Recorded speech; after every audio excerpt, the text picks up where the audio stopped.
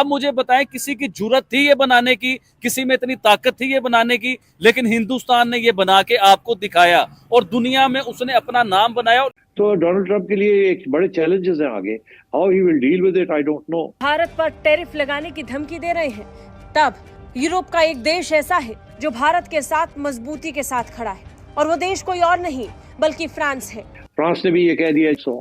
तो मेरा ख्याल है ये तो बिल्कुल आगे बढ़ रहा है ना। सेकेंड जो न्यूज आया है कि जापान जो अमेरिकन एलाई है वो भारत के अंदर $68 बिलियन इन्वेस्ट करेगा फॉर द नेक्स्ट 10 years। मुझे बताएं चोर साहब, क्या हमारे पास वो टेक्नोलॉजी है, क्या हमारे पास वो पैसा है, क्या हमारी 5वीं बड़ी इकोनॉमी दुनिया की है, क्या हमारे पास इतनी। भारत का सदाबहार दोस्त रूस खुलकर भारत के साथ खड़ा हो गया और मार्केट एक्सेस ऑफर कर दिया, तो दूसरी तरफ चीन ने भी चौंकाते हुए भारत को जीरो टैरिफ मार्केट एक्सेस का ऑफर दे डाला है। अब तीसरी न्यूज आ रही है कि साउथ कोरिया भी शायद ब्रिक्स ज्वाइन करना चाहता है, और डोनाल्ड ट्रंप ने किस तरीके से उन्हें साइडलाइन किया हुआ था, स्नब किया हुआ था। और बहुत गुस्सा है यूरोप के अंदर कि हमारे साथ ये सलूक हो रहा है। इस आबदोज के जरिए जमीन फिजा, स्पेशली अगर यहाँ पे हम बात करें रशिया की, जिस तरह से रशिया इंडिया का साथ दे रहा है, ये बड़ा अमेजिंग है। देखें, ये होना चाहिए, दोस्ती का हक अदा कर रहा है। China, India, and Russia seem to be speeding up with the latest events. वो उसको फिक्र है कि ये जो बाकी भी सीज फायर्स उसने करवाए हैं ना, ये भी टूट सकते हैं, वो खुद कहता है। और बाय द वे, अगर आप डिटेल में जाएं, ये बाकी सीज फायर जो कॉन्गो और रवांडा है या अजरबैजान और क्या नाम है आर्मीनिया का है, ये सारे जो है ना दे फ्लफी। मोहम्मद यूनुस की भी जो है इस वक्त जो है हवा बहुत ज्यादा टाइट हो चुकी है। इंडिया की अगर हम बात करें ना, तो इंडिया एक अच्छी स्ट्रेटेजी के साथ मैदान में उतरा। तो मेरा ख्याल है कि डोनाल्ड ट्रंप ये ना हो कि यूक्रेन में भी कामयाब ना हो और यहाँ भी कामयाब ना हो, तो बिल्कुल ही जिसे कहते हैं बढ़ जाएगा। पर उसके साथ साथ 3 कंट्रीज ने धमाल मचा दिया।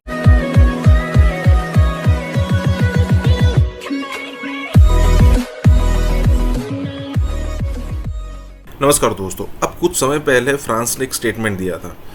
अभी फिलहाल की सिचुएशन अगर आप देखो तो एक ही सुपर पावर है अमेरिका। रशिया हुआ करता था कि, लेकिन रशिया डिफेंस के मामले में है अभी भी, लेकिन इकोनॉमिकल पावर है नहीं वो। तो अगर सारी तरीके से देखो, सारे एंगल को कवर करना है अगर, तो अमेरिका ही ऐसा बचता है। तो फ्रांस ने पिछले दिनों एक स्टेटमेंट दिया था जिसमें उसने कहा था कि भाई मल्टीपोलर वर्ल्ड होना चाहिए, जो कि इंडिया का भी स्टांस है। अब यहाँ पर यही सिचुएशन आ रही है। देखिए, अमेरिका जिस हिसाब से इंडिया को, यूरोप को, साउथ कोरिया को, जापान को, वियतनाम को सारे पंगे ले रहा है ना, जस्ट बिकॉज कि उसकी इकोनॉमिकल पावर बहुत बड़ी, और सारे के सारे कंट्री के स्टेक जो है वो अमेरिका के साथ है। अगर अमेरिका ने कुछ कर दिया ना, एक स्टेप कर दिया, तो भी 10, 15, 20 बिलियन का नुकसान हो सकता है। ठीक है, अब जैसे इसने 50% टैरिफ इंडिया पर लगाया है, लेकिन ये सारे कंट्री के अंदर उसको ये नहीं पता था कि इंडिया जो है वो मतलब कि लाल आँख कर सकता है, या फिर इंडिया उनके खिलाफ खड़ा हो सकता है। खड़ा हुआ है तो और भी जो सारे कंट्री है, जैसे France, south Korea, Japan, Vietnam, ये सारे के सारे इंडिया के साथ खड़े हो चुके हैं।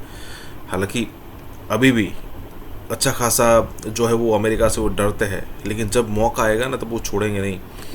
इसी के साथ ही वीडियो शुरू करते हैं। और हाँ दोस्तों, हो सके तो सुपर थैंक्स के जरिए हमें सहायता भी जरूर करें। और उसके साथ साथ 3 कंट्रीज ने धमाल मचा दिया है।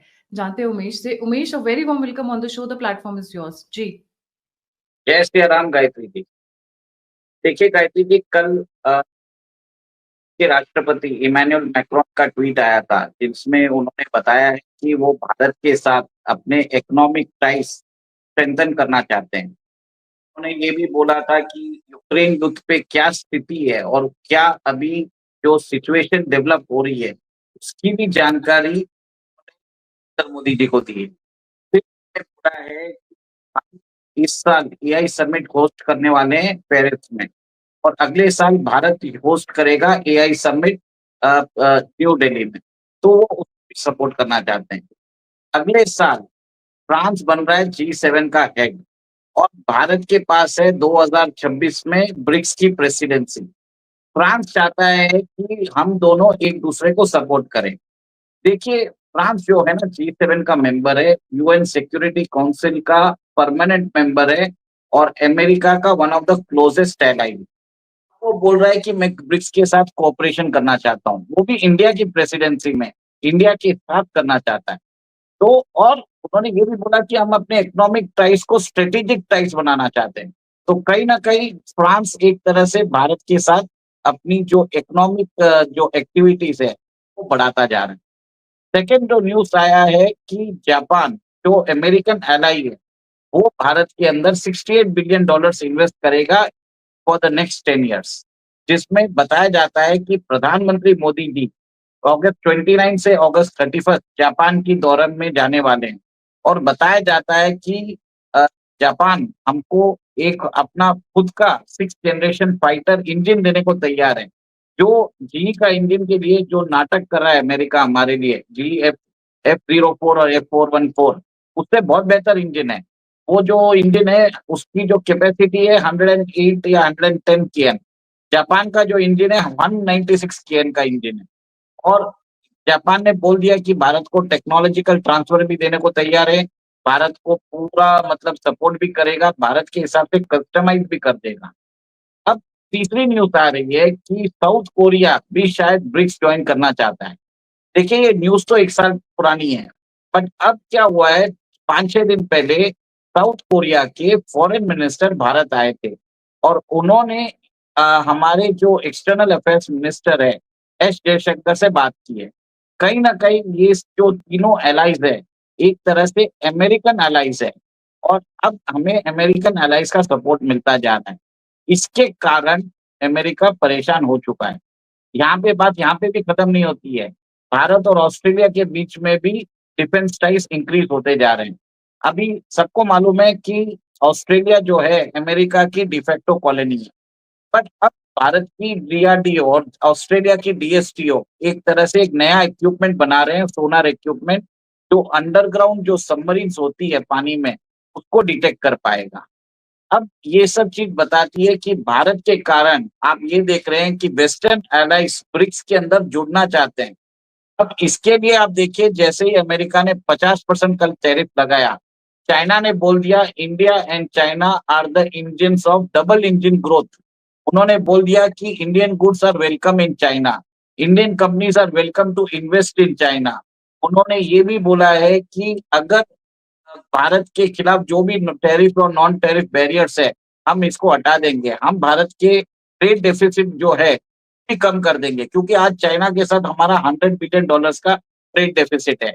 अब बात आता हूँ रशिया के ऊपर। आपने जैसे बोला, पीटर नवारो ने कल स्टेटमेंट दिया कि भारत को मालूम नहीं है, समझ नहीं रहा है कि वो एक तरह से यूक्रेन युद्ध को कैसे वॉर मशीनरी फंड कर रहा है।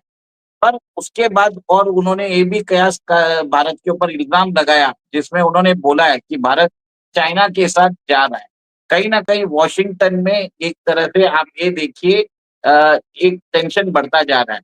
कल निकी हेली ने ट्रम्प एडमिनिस्ट्रेशन को उन्होंने लताड़ा है, बोला जो रिलेशन हमने 30 साल लगाए भारत के साथ बनाने में वो आपने 1 मिनट में खत्म कर दिया। एक तरह से उन्होंने बोला है भी है कि भारत को एडवर्सरी के जैसे आप ट्रीट नहीं कर सकते। एनएसए जो उनके पूर्व एनएसए है बोल्टन, उन्होंने भी ये बात बोली है, जेफरी शेक्स ने भी यही बात बोली है।